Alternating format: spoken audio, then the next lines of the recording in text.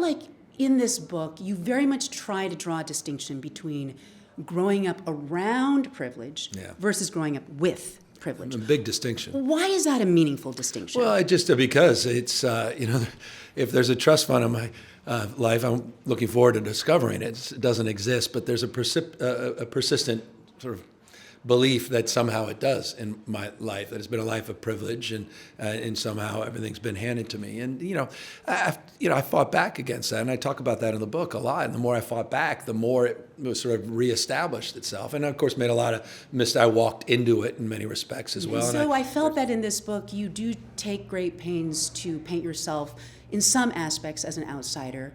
But you do also acknowledge that you've been on the inside as well, right? Yeah. Like you have had these family connections to the Gettys, family connections to the Pelosi's, and frankly, by this time, Governor, you've been famous for half of your life. So I guess my basic question for you is, why should ordinary Americans feel that they can relate to you? I'm not trying to force feed anything. I'm just sharing my story, my life, story of my mom's life, story of her struggles, story of my struggles as it relates to reading and learning disabilities. And, I painted a picture that, I paint in detail in the book of someone that always struggled academically, that was bouncing around different schools, that does not read a speech today because I couldn't read a speech today. I'm not suggesting anything, but I'm just offering a glimpse of some of the things that people may not see, of sweaty hands, of anxiety, insecurity, of trying to be someone I'm not, of making mistakes, learning from those mistakes.